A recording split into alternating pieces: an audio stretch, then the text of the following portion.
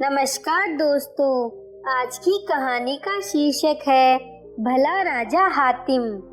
एक बार की बात है, एक गरीब गांव वाला था जो जंगल से लकड़ी काटकर और उसको बाजार में बेचकर अपना और अपने परिवार का गुजारा करता था।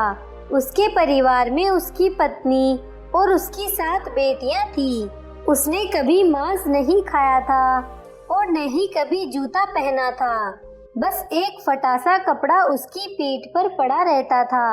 एक दिन जब उसको कुछ अच्छा सा नहीं लग रहा था तो वह एक पेड़ के नीचे आराम करने के लिए लेट गया।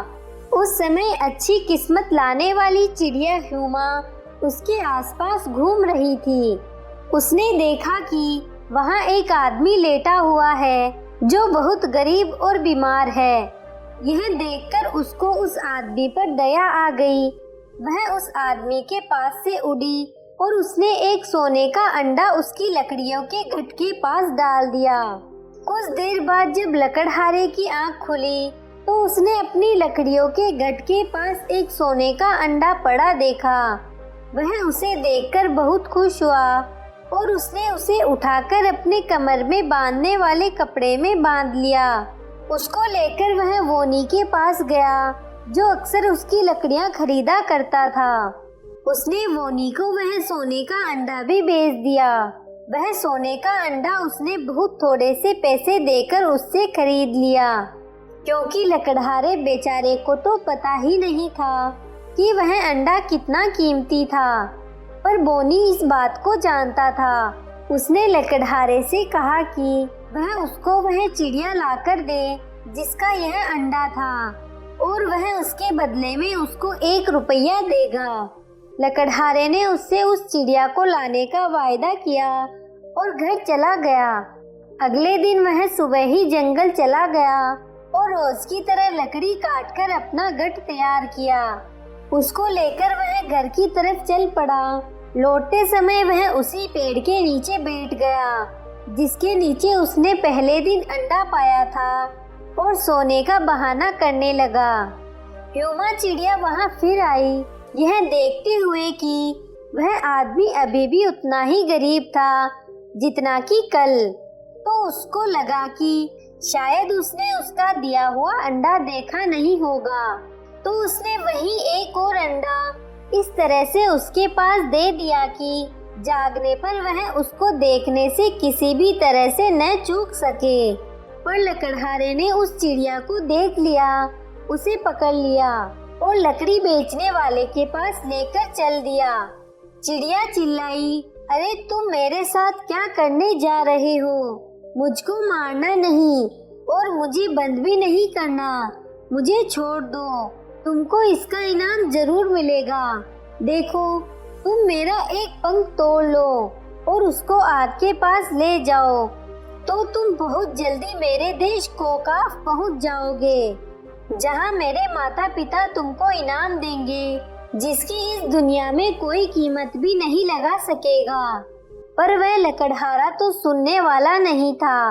वह तो बस 1 रुपए के पीछे पागल था, जो कि इस चिड़िया को उसे दे देने पर उसे यकीनन ही मिल जाता। तो उसने वह चिड़िया एक कपड़े में बांधी और तेजी के साथ वोनी के पास भाग चला।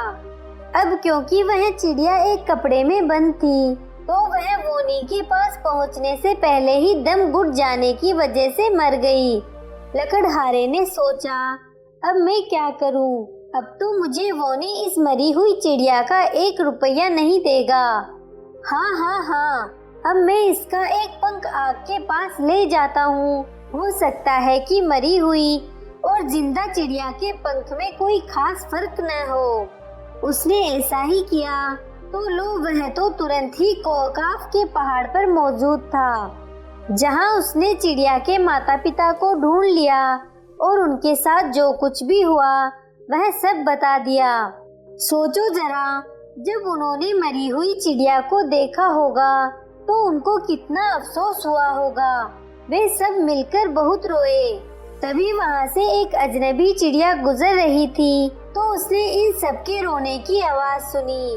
वह वहाँ आई और उनसे पूछा कि क्या बात थी। और वे सब क्यों रो रहे थे। यह चिड़िया अपनी चोंच में घास का एक तिनका दबाए लिए चली आ रही थी, जिससे वह किसी भी मरे हुए को जिंदा कर सकती थी। वह बोली, आप सब क्यों रो रहे हैं? वे सब चिड़िया बोली, क्योंकि हमारा एक संबंधी मर गया है और अब हम फिर उससे कभी बात नहीं कर पाएंगे। उस अजनबी चिड़िया ने कहा, तुम लोग रो नहीं, तुम्हारी यह चिड़िया फिर से जिंदा हो जाएगी। कहकर उसने वह घास का तिनका जो उसकी चोंच में था उसके मुंह में रख दिया और लो, वह तो तुरंत ही जिंदा हो गई। जब रूमा चिड़िया ने लकड़हारे को देखा तो उसने उसकी बेवफाई और लापरवाही पर बहुत डांटा और बोली, मैं तो तुमको बहुत बड़ा और खुशहाल आदमी बनाना चाहती थी, पर अब तुम अपना लकड़ी का यह गट उठाओ और अपने घर जाओ। उस चिड़िया के यह कहते ही लकड़हारे ने अपने आप को उस जंगल में पाया जहाँ वह लकड़ियाँ काटा करता था। उसका लकड़ी का गट भी वहीं पड़ा था जहाँ वह कोकाफ जाने से पहले उसको छोड़कर गया था। उसने अपना वह लकड़ी का गट बेचा और फिर दुखी मन से अपनी पत्नी और बच्चियों के पास अपने घर चला गया। इस घटना के बाद उसने हुमा चिड़िया को फिर कभी नहीं देखा। समय बीतता गया, लकड़हारे की बेटियां बड़ी होती गई। अब उनकी शादी करने का समय आ गया, पर वह लकड़हारा उनकी शादी कैसे करे? वह तो बेचारा मुश्किल से खाने के लिए जुटा पाता था और ऐसे गरीब घर में रिश्ता जोड़ना कोई नहीं चाहेगा। सो इस मुश्किल की घड़ी में उसने अपने एक दोस्त से सलाह ली। तो उसने उससे कहा कि वह राजा हातिम के पास जाए, क्योंकि वह एक बहुत ही भला और दयावान राजा था। वह उससे जाकर मिले और उसकी सहायता मांगे। उन दिनों इत्तेफाक कुछ ऐसा हुआ कि राजा हातिम काफी गरीब हो गया था और अब वह अपना गुजारा लोगों का चावल कूट कर करता था। हालांकि हालात ने उसको इतना गरीब बना दिया था कि उसके मुकाबले का दूसरा गरीब उसके देश में मिलना मुश्किल था, पर फिर भी वह अभी भी बहुत दयावान था और हमेशा ही दूसरों की सहायता करने को इच्छुक रहता था।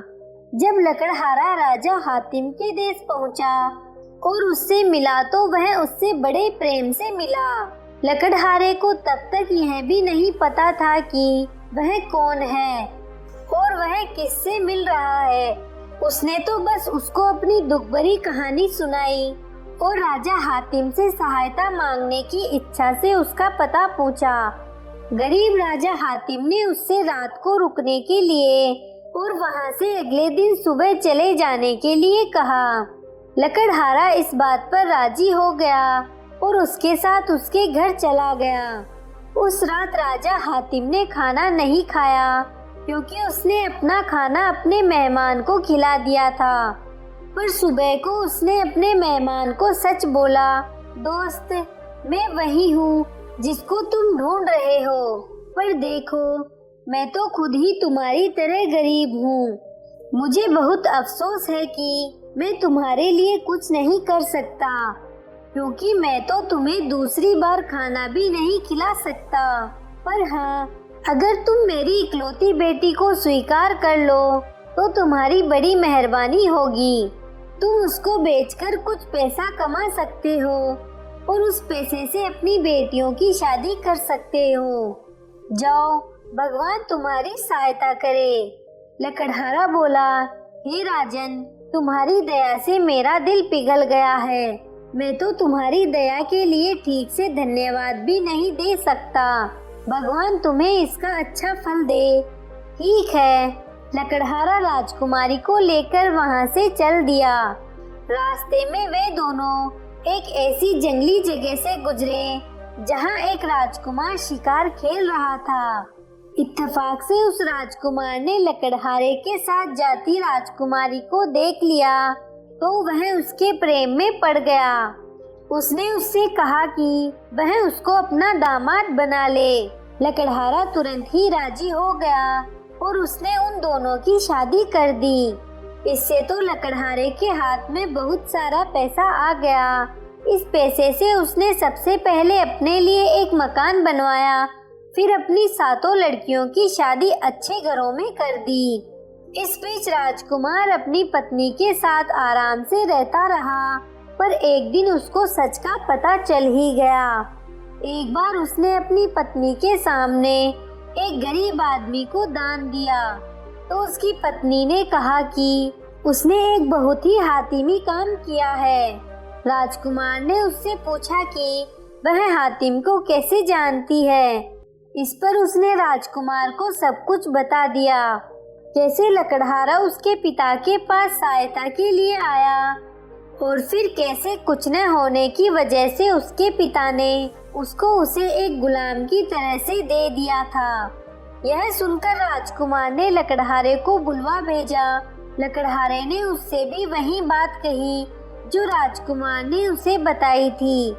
उसने उसको ह्यूमा के अंडे और कोकाफ जाने की बात भी बताई। राजकुमार तो यह सब सुनकर ही बहुत आश्चर्यचकित रह गया।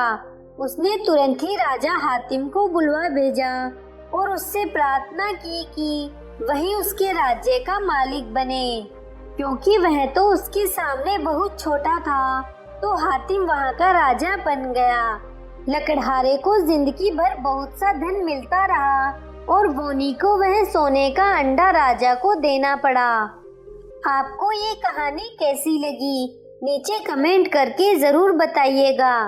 अगर आपको कहानी पसंद आई हो तो अपने दोस्तों के साथ जरूर शेयर करें और ऐसी ही प्यारी कहानियाँ सुनने के लिए हमारे YouTube चैनल को सब्सक्राइब करें। धन्यवाद।